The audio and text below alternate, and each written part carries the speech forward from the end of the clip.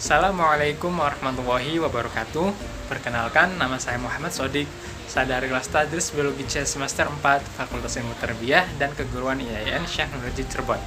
Di sini saya akan menjelaskan atau memaparkan tentang variasi intrapopulasi. Nah, variasi intrapopulasi adalah suatu keanekaragaman atau adanya perbedaan dalam suatu bentuk morfologi maupun genetik pada hewan di dalam suatu populasi.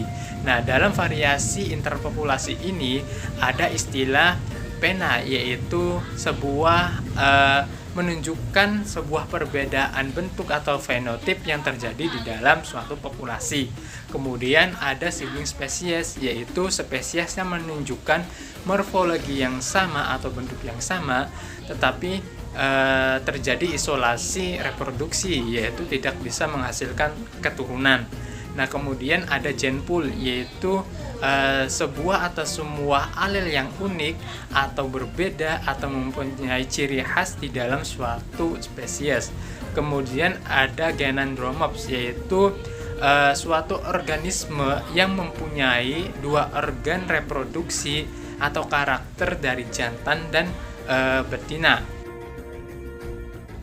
Variasi interpopulasi ini terbagi menjadi dua faktor.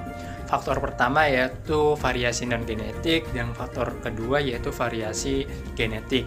Nah, variasi non-genetik ini terbagi menjadi 4 macam, yaitu variasi menurut umur, sosial, ekologi, dan traumatik. Nah, variasi menurut umur ini seperti pada pertumbuhan katak yang mengalami perubahan bentuk pada proses pertumbuhannya, yaitu dari mulai berudu berkaki, katak berekor, dan katak dewasa. Kemudian ada juga variasi menurut musimnya, yaitu seperti pada rubah arktix ya ini. Nah, rubah arktix ini apabila musim dingin atau salju, rambutnya atau bulunya berubah menjadi warna putih, dan apabila musim dingin atau musim salju telah usai berganti ke musim panas, maka bulu atau rambutnya berganti menjadi hitam. Kemudian ada variasi sosial, yaitu adanya sistem kasta seperti pada rayap, yaitu ada rayap pekerja, pelindung atau tentara, dan pemimpin. Nah, rayap pekerja ini mempunyai bentuk yang kecil. Kemudian rayap tentara atau pelindung ini mempunyai bentuk yang lebih besar daripada rayap pekerja, dan rayap tentara ini mempunyai senjata untuk melindungi koloninya. Kemudian ada variasi ekologi, yaitu berhubungan dengan tempat dan atau berhubungan dengan biotik dan abiotik. Kemudian ada variasi traumatik. Ini adanya induksi parasit yang menyebabkan adanya kelainan morfologi atau adanya anomali atau kecacatan di dalam suatu spesies. Kemudian ada selanjutnya ada faktor variasi genetik. Nah, variasi genetik ini terdiri dari 3 macam, yaitu dimorfisme seksual, kemudian ada generasi yang berbeda secara reproduksi, kemudian yang ketiga yaitu ordinary genetic variation. Nah, dimorfisme seksual ini yaitu perbedaan kelamin primer dan sekunder pada suatu spesies seperti pada bebek Mandarin dan burung nuri. Kemudian ada ini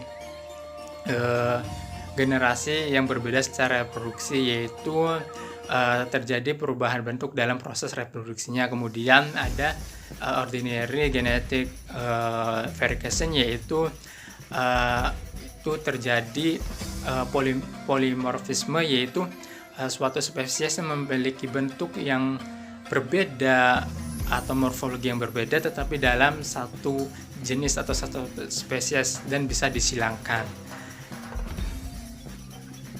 Kemudian apabila kita menggolongkan atau mengeleksi suatu spesimen di dalam suatu tempat atau wilayah, maka ada 4 kemungkinan.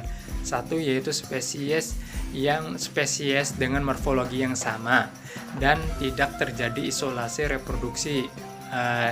Jadi hewan ini bisa menghasilkan keturunan atau menghasilkan keturunan. Kemudian yang kedua yaitu spesies yang sama tetapi berbeda morfologi. dan tidak terjadi isolasi reproduksi alias bisa menghasilkan keturunan. Kemudian ada sibling spesies, yaitu spesies yang memiliki bentuk atau morfologi yang sama tetapi tidak bisa menghasilkan keturunan atau terjadi isolasi reproduksi. Kemudian ada different spesies, yaitu berbeda spesies dan berbeda juga morfologinya dan terjadi isolasi reproduksi atau tidak bisa menghasilkan keturunan. Nah, itu adalah materi tentang variasi interpopulasi. Terima kasih.